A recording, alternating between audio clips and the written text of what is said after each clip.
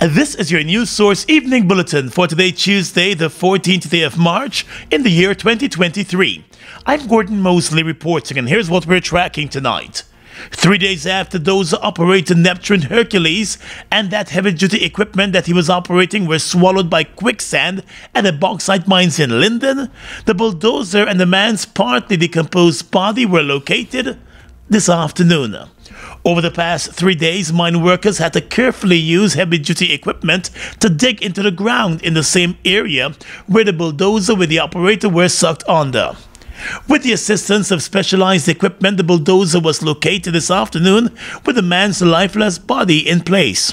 Family members have been told that to get the body out of the equipment, which is still partly submerged in soil and water, is an intricate process that could take hours. Up to late this afternoon, the efforts to retrieve the body were still ongoing. The Minister of Home Affairs, Robeson Ben, who is a geologist, visited the site of the incident today during the recovery operation. He later met with family members of the dead miner to update them on the recovery efforts.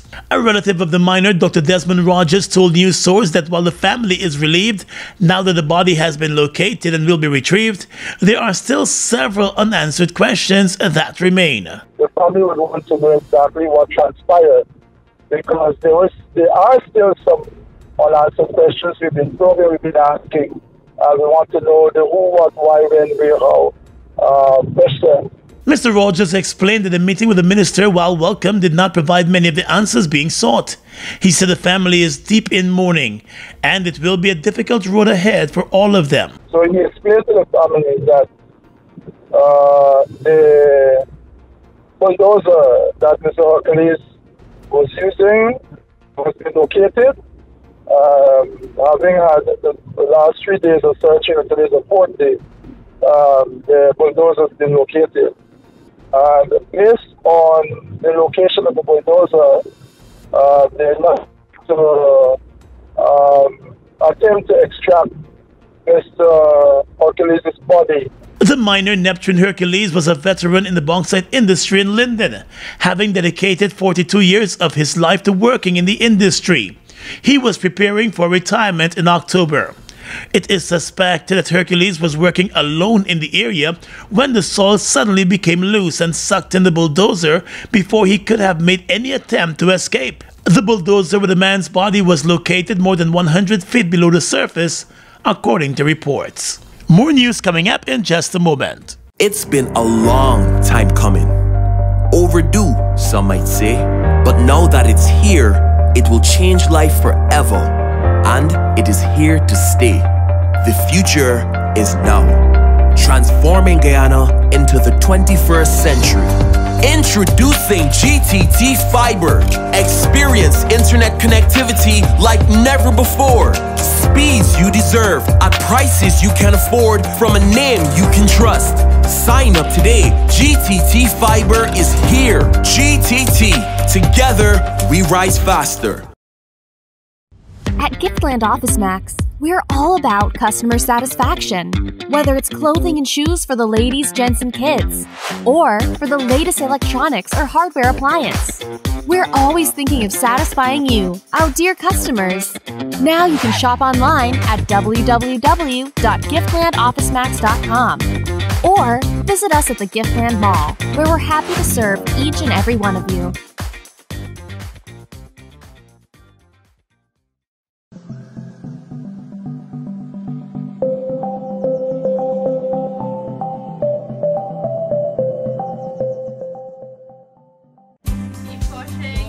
At the most critical life-changing moments, the National Insurance Scheme is here to ensure that your needs are covered.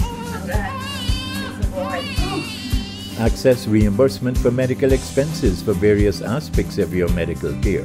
We know that eye care is of utmost importance. Receive assistance with our Spectacle Care voucher. Visiting the dentist?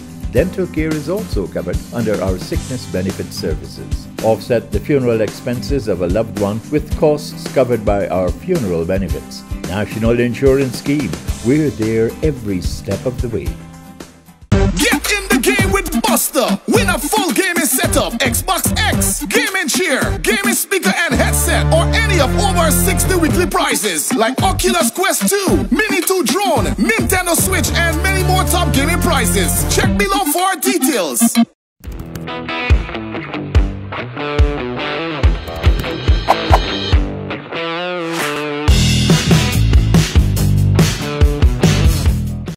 Strong and solid in countries far and wide. New India Assurance, we're standing by your side. Golden service, half a century and more. New India Assurance, our policies are secure. From the heart of India, we serve these islands. The strength that you can trust, you're safe when you come to us. New India Assurance Company. Assurance when you need it most. For your home, motor or business insurance, visit New India Guyana office, 58 Brickdam next to Star Computers. Telephone 2260-415-7. Comfortable parking available. One day after a teacher of the Fort Wellington Secondary School was attacked and beaten by a student and his uncle, teachers of the school walked out over what they saw as the inaction of the Ministry of Education to seriously address the issue. The high school teacher Marlon Daniels was attacked by a grade 10 student and his uncle just outside of the school compound on Monday. The student had reportedly been taken before the head teacher by Mr. Daniels earlier in the day over an incident that occurred in the classroom. It was late in the afternoon while the teacher was printing test papers at a shop outside the school compound that he was accosted by the uncle of the student and the student himself. The teacher was beaten by both to the face and body and left bloodied. Angered by the incident, teachers of the school joined with the president of the Guyana Teachers Union this morning in a picketing exercise outside the school to draw attention to the incident and the fears of other teachers. If you have an issue with the teacher, there is a chain of command that has to be dealt with that you can look at. Come on. Justice! Justice! Justice! Justice! Justice! Justice! Justice! Justice! Justice! Justice! Justice! Enough! Enough! Enough! No justice!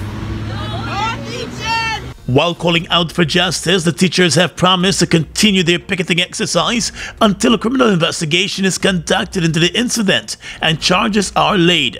Some of them chided the education department in the West Berbice area for not moving swiftly enough to address the situation. The president of the Teachers Union, Mark Light, said the issue is worrying and the Ministry of Education needs to take a serious position against the many incidents of teachers being assaulted by parents and, in some cases, students themselves. So presently the teachers are protesting, one, because of the action taken by the students and their guardians, and two, the lack of response on the part of the Department of Education, Region Number 5. The latest attack on the teacher marked the third recorded incident so far for this year. In January, there was one incident at the Graham's Hall Secondary School, and then there was another incident at St. Angela's Primary. In both of those cases, the parents were dragged before the courts on assault charges. The GTU president said although the Education Ministry took a number of steps to increase safety within schools, the issue remains a worrying one. The ministry responded by taking some action which I believe was intended to deter persons from doing the thing again. They would have transferred children from the school where their parents would have done those things, as well as debar them from entering the school in the future. So the persons who assaulted the teachers were charged and put before the court. But we still are seeing further occurrences of these incidents. And Mr. Light also warned that should the physical attacks continue, the union will move to the next level. And if need be, we are going to take a national position for these are things that ought not to happen. Your workplace should be a safe place. It should be a place where teachers feel safe to go and to do what they're asked to do in the workplace. Unfortunately, it is becoming a place of terror, a place where persons are assaulted, beaten, and little or no action is taken to cause persons to deter themselves from doing it. So I believe that what we're seeing happening at Fort Wellington can very well spread across the country, where we can have a massive protest against the actions of parents, guardians, and children assaulting our hardworking and dedicated teachers. The Education Ministry has long urged parents and guardians to speak to the head teacher or the teacher in charge of a school should there be any issue with the teacher.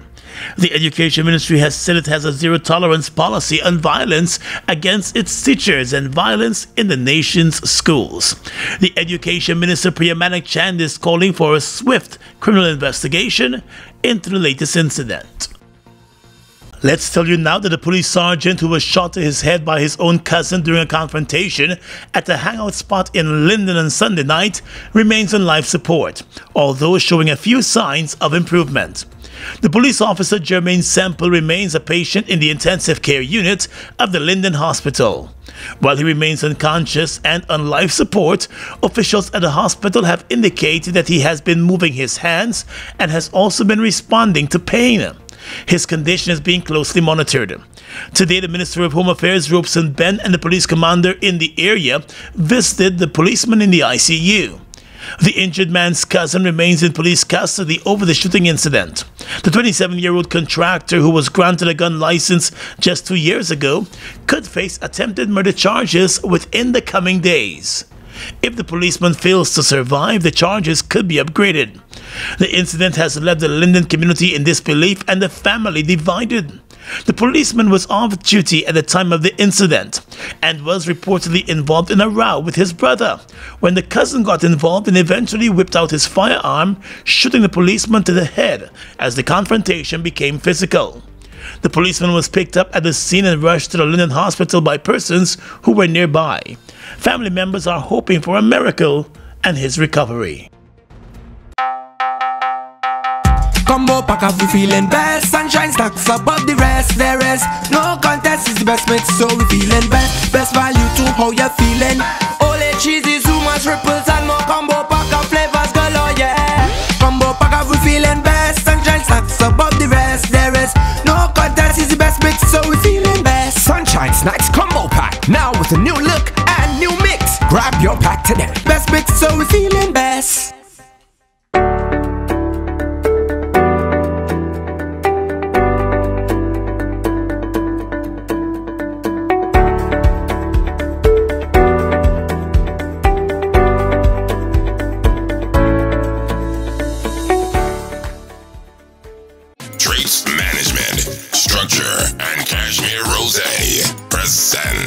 Sundress Soiree, Champagne and Cocktail Event, Saturday, April 8th at Everest Cricket Ground. Contribution $8,000. This is a day into night event. Doors open from 3 p.m. to 1 a.m.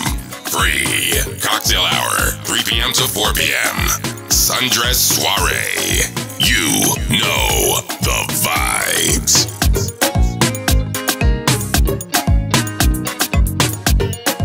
Leader of the opposition, Aubrey Norton, and an opposition team met and held discussions with a special advisor to the U.S. Vice President on the Western Hemisphere and other U.S. officials on Monday.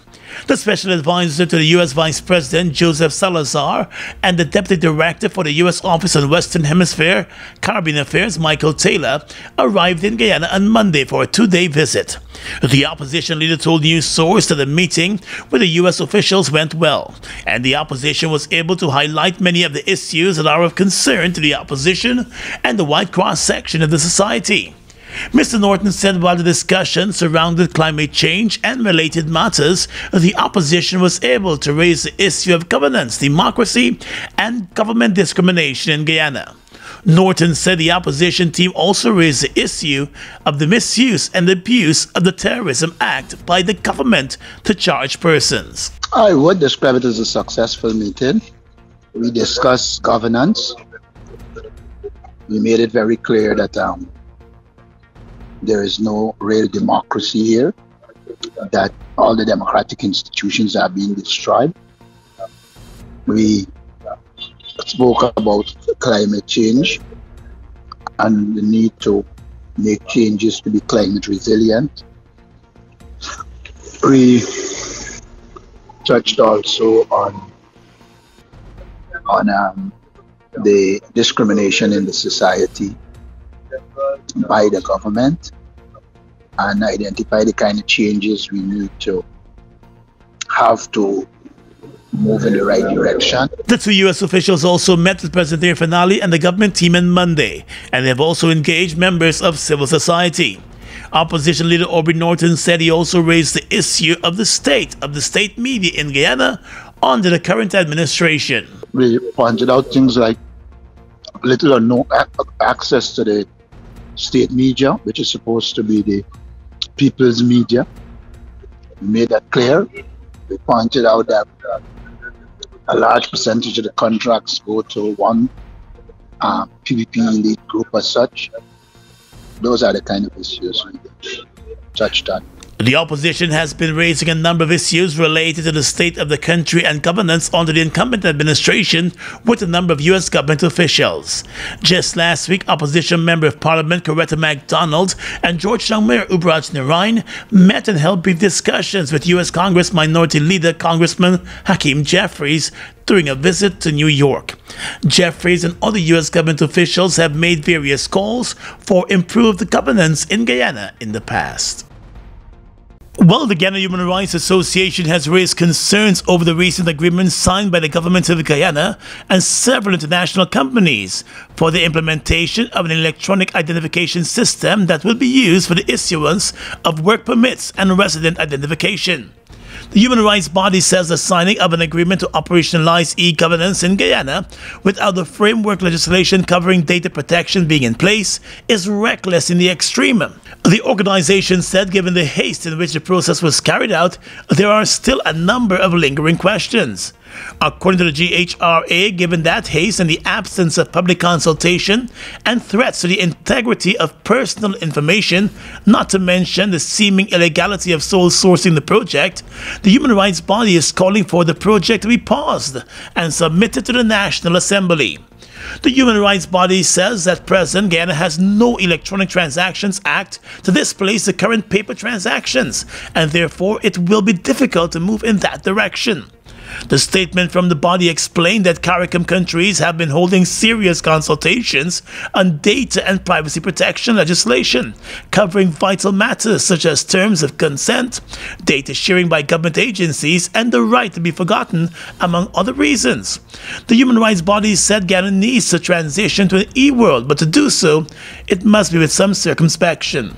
It said the key democratic and ethical issues associated with adoption of such legislation is the misuse of data transferred internationally by countries and multinational companies. The Human Rights Association also suggested that Guyana should engage CARICOM in an effort to ensure that a new project harmonizes with and benefits from parliamentary experiences in other CARICOM states such as Barbados, Jamaica, and Trinidad and Tobago.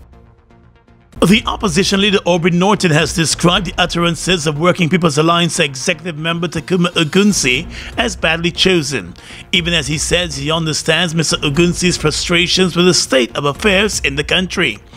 During an interview with News Source today, Mr. Norton said while Mr. Ogunsi's language is unfortunate, the context and comments which led to his outburst cannot be ignored. I think Ogunsi's language was badly chosen, but we must not miss the fact that Ogunsi described the situation in Guyana, and probably out of frustration, he probably went a little too far. But what I want to say is this: the government seems to want to use the opportunity to increase their repression rather than to recognize the problems in the society and start to solve them. The WPA executive member, Tacoma Ogunse, has been feeling the heat since he took the podium at a public meeting in Buxton last Thursday and spoke about what he called oppression in Guyana, especially against Afro-Guyanese. But it was Mr. Ogunse's statements about turning guns in the right direction that caught the attention of the government, which responded last week saying the statements have the potential to fuel terrorism in the country. Another WPA member, Rhonda Lane, who took the podium, has also come under fire for her remarks, which have been described as racially divisive.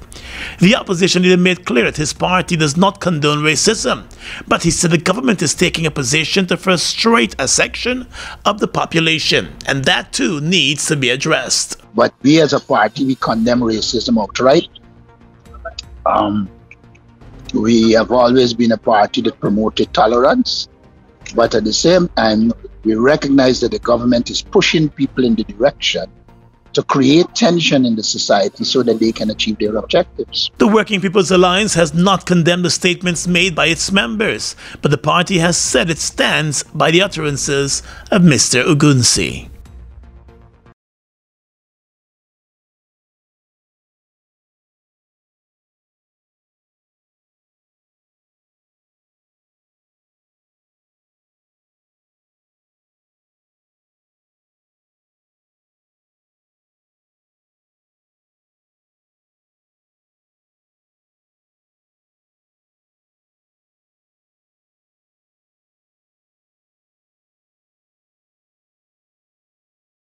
Food Max Supermarket, located on the ground floor at the Giftland Mall, is your one-stop shop for all your grocery needs. We stock a variety of imported frozen meat and food products, fresh produce, and pet supplies, freshly made bread. Rotisserie chicken and patties are also available daily. Shop in comfort today at Food Max and let our courteous staff assist you in satisfying your shopping needs. Food Max, the fresh food specialist. It's one of your biggest goals, getting your own home, where memories are made, where happiness lives. You may feel that home ownership or renovation is beyond your reach, but we at Republic want you to know that there's always a way. Ask us about our suite of mortgages. Let's help make your housing wishes come true, or advise on how the equity in your existing home can finance other dreams and goals. Call or go online to learn more. Buster, win a full gaming setup, Xbox X, gaming chair, gaming speaker and headset, or any of over 60 weekly prizes like Oculus Quest 2, Mini 2 drone, Nintendo Switch, and many more top gaming prizes. Check below for details. Fuel it up and drive, Super 95. Fuel it up and drive, Super 95. Protect your fuel system, boy. High mileage and performance, boy. Guyana's Super 95 gasoline gives you more reasons to drive and is available at 56 service stations nationwide. For affordable price, high performance, and high mileage, choose Guyana's Super 95 gasoline. Fuel it up and drive!